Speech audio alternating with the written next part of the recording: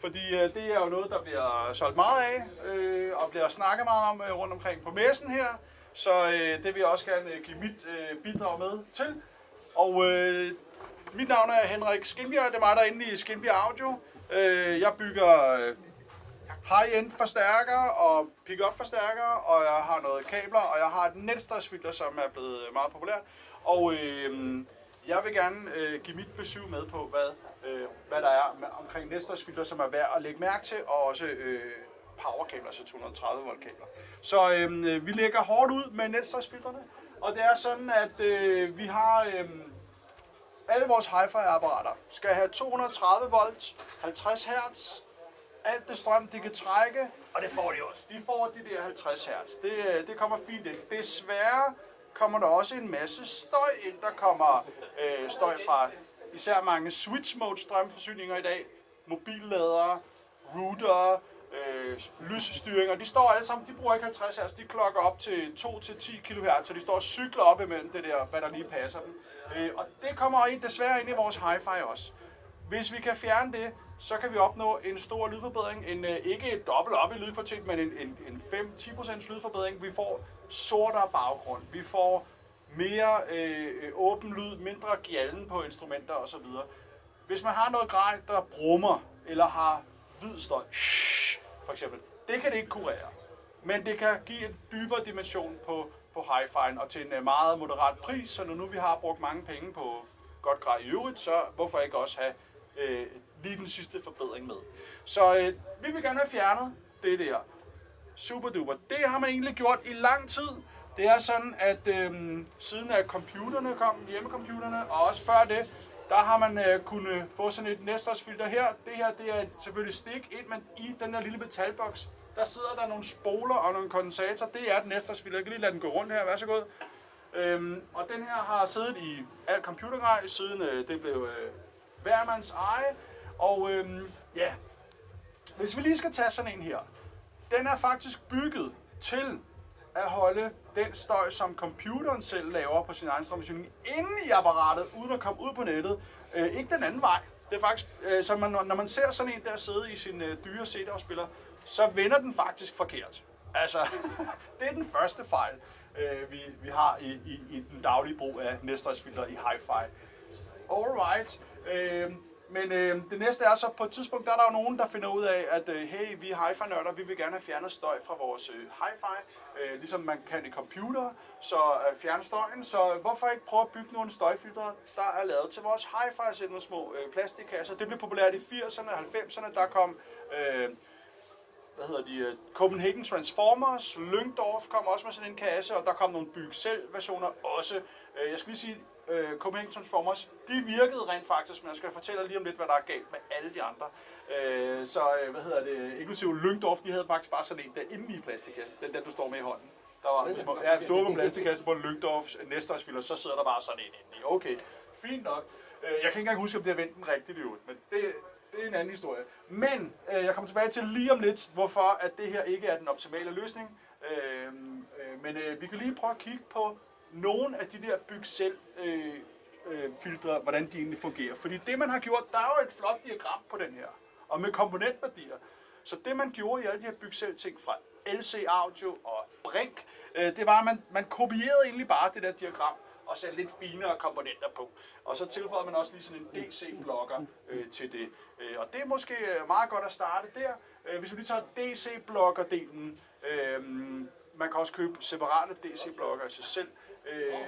Det er der nogen, der tror giver mindre brum på ens nettransformator, ens transformatoren i ens forstærker. Det kan jeg så sige, det gør det ikke nødvendigvis. Det er meget sjældent, det kan kurere en slidt og brugt transformator. Hvis man har en transformator, der brummer ens forstærker hele tiden, så den slidt skal skiftes, eller underdimensioneret, eller et eller andet, det kan et DC-blokfilter ikke klare. Et DC-blokfilter kan måske klare et par volt op og ned, men de løber tør, de der kondensatorer. Efter et år skal man have skiftet alle kondensatorerne til DC-blokfilter. Jeg har ikke DC-blokfilter i mit netstøjsfilter, fordi jeg kan ikke lide, at man skal skifte ting, og når det heller ikke virker, så kan det være lige meget. Så det var en ting, men de her komponentværdier for spoler og kondensatorer, som sidder inde i det der filter, og som bare blindt er blevet kopieret ned til de her Nestor-filter. Det er næsten samme med de her meget små spoleværdier, lidt høje kondensatorværdier. De er optimeret forkert. Den her er på 6 ampere. Den er optimeret til, de her filterkomponenter er optimeret til 6 amperes konstant brug. Man kan også få dem til 3 ampere og til 1 ampere, men 6 ampere, det er 1380 watts konstant brug. Det er nødt til at være konstant brug, fordi altså filteret afhænger af, hvor meget strøm du trækker. Og jeg ved ikke, om der er nogen af jer, der har et eller andet hi-fi-apparat, der bruger 1380 watt konstant, måske en 100 watt ren klasse A-forstærker, så skulle man nok have lidt større spoler på. Det er så, hvad det er.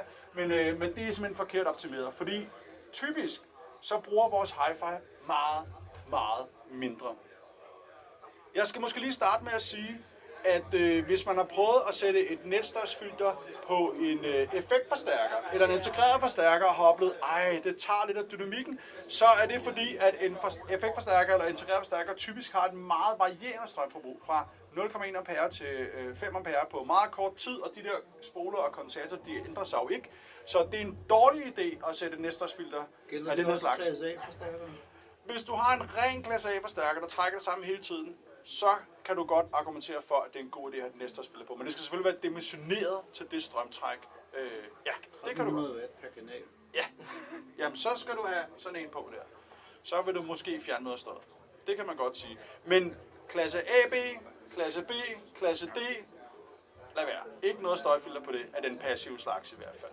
Men hvis vi sætter et Nestor-filter på vores linjeapparater, vores kontrolforstærker, vores CD-afspiller, vores DAC, så kan vi også opnå en kæmpe lydforbedring der, og så bare sætte vores effektforstærker direkte i væggen i stedet for. Det er okay.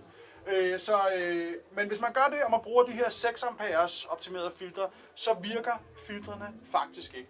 Jeg har lavet nogle målinger på det, og da jeg har lavet mit eget filter, har jeg selvfølgelig prøvet at optimere det til lidt mere moderate forbrugsværdier.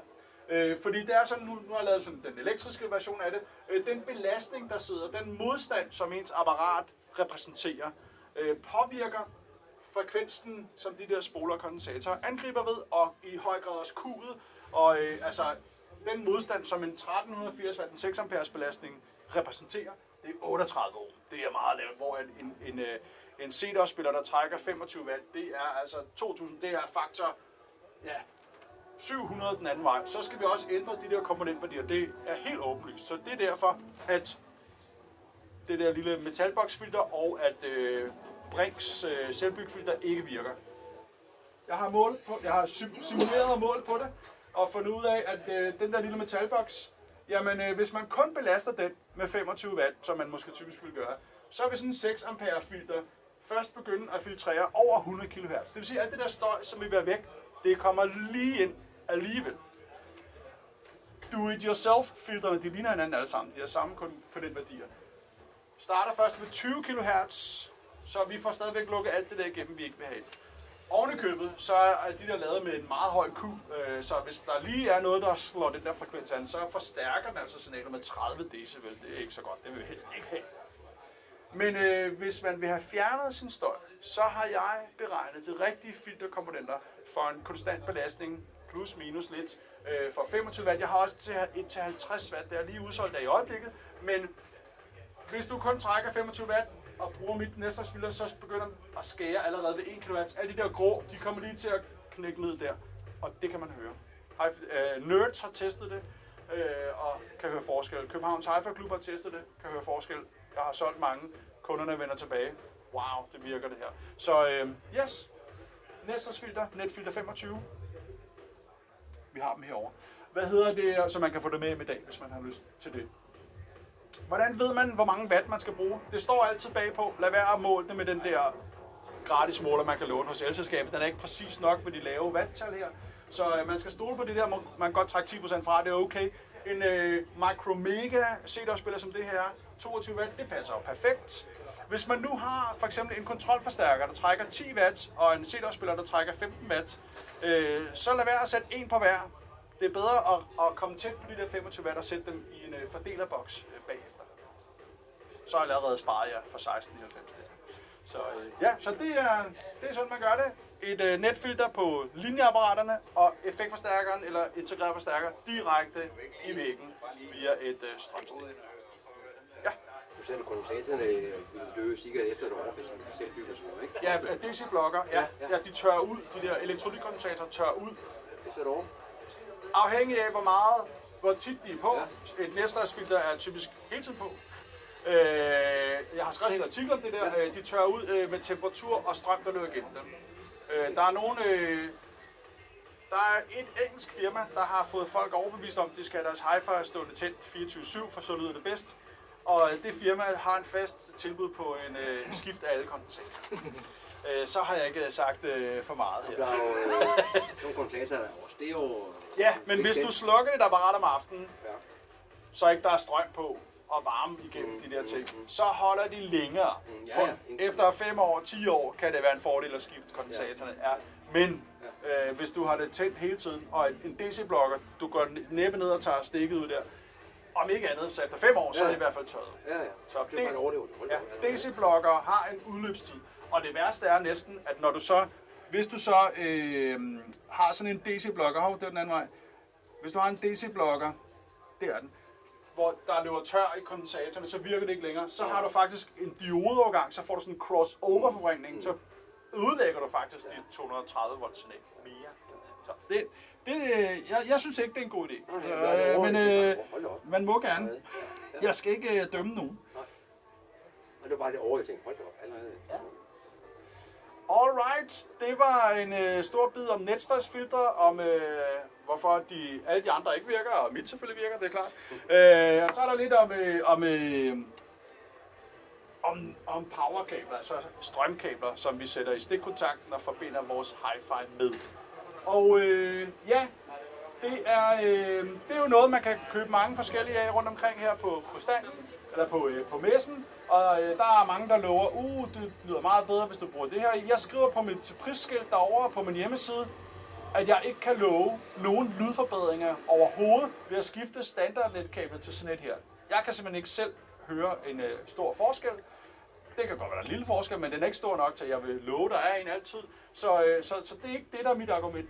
Men da jeg begyndte at bygge mine fine hi-fi forstærkere, håndbyggede, og jeg sælger dem, så ville jeg simpelthen ikke være bekendt at levere det der tarvelige, hårde plastik PVC-kabel med, som man følger med selv meget dyrt grej. Jeg var nødt til, jeg synes, jeg vil godt levere lidt mere lækkert grej med. Så jeg har lavet mit eget kabel med gummiisolering og meget fleksibelt og solide stik, så vi er sikre på, at det sidder i der samlet af mig selv. Så jeg kan ikke love nogen lydforbedring andet, det er bare mere lækkert at håndtere.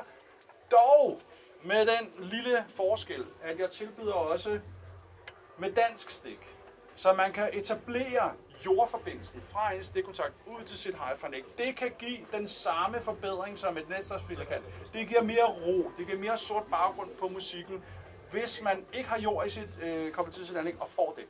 Så det gjorde vi. Det kan man her. Alle de andre producenter, som I ser på messen, har kun Schuko-stik, som godt nok også har jord, men det sidder et andet sted end på det danske stik. Og det er jo selvfølgelig fordi, at Danmark er et lille marked, og Tyskland bruger Schuko, så det er der, den ligger i virkeligheden. Så om ikke andet, så jord på en stik, det kan gøre en forskel. Lad os lige prøve at lave en kort sammenligning. Nu er jeg rigtig fræk og tager nogle af mine konkurrenter, så jeg har selvfølgelig ikke skrevet navnet. Men det jeg tilbyder, det er et fleksibelt strømkabel, dejligt nemt at håndtere. Vi kan lige lade sådan en gå rundt her. Den er der. Vær så god, lige nu prøver at mærke den. Modsat mange andre, der er lidt stive at håndtere i det. Jeg tilbyder Schuko-stik og dansk stik med pinjord, hvad man vil. Jeg laver også Schuko-stik, hvis man skal bruge det. Hvor de andre kun Schuko-stik simpelthen. Jeg har en gummiisolering på, det er nemt og fleksibelt. De andre bruger forskellige former for PVC og polyethylen og alt muligt. Og de fortæller jo mange historier om kryogenbehandling, og jeg ved ikke hvad. Det er i virkeligheden bare noget plastik. Jeg har et foredrag senere om højttalerkabler, hvor jeg kommer ind på isoleringen og dielektrikum, og hvordan man kan måle det, og det giver en kondensatoreffekt, og den faktisk er så lille, at det er helt ligegyldigt. Og det samme her. Altså isolationsmaterialet, jeg er ked af at sige det, jeg tør ikke love jer, at der er nogen som helst forskel på isolationsmaterialer. Hvis andre mener det, okay, fair nok. Jeg skal ikke diskutere det med det, men jeg synes ikke, der er nogen forskel at hente der overhovedet. Så har jeg en standardlængde på mine kabler på 2 meter, alle de andre har 1 meter. Altså allerede her er vi dobbelt op, ikke? Altså dobbelt så meget bedre end mine konkurrenter. Og kobber tværsnittet ind i er 3 gange 1,5 kvadratmillimeter. Det er måske den eneste parameter, der rigtig betyder noget. Det er tykkelsen på kobberet. Og ja, de andre oplyser sjældent, hvor meget der egentlig er inde i. De skriver det aldrig, og jeg ved ikke helt, hvorfor de ikke gør det. Jeg kunne gætte på, at der var en skjult agenda. Det helvede vil fortælle om de der fantastiske plastikting, de har på deres isoleringer. Men det skal i hvert fald være 0,75 kvadratmillimeter for at være lovligt at sælge til 230 volts forbindelse. Og så er der noget med ledermaterialet. Der er nogen, der bruger sølv i stedet for kobber, eller en kombination af begge dele. Og det er rigtigt, sølv leder bedre end kobber. Cirka 7% bedre leder sølv end kobber.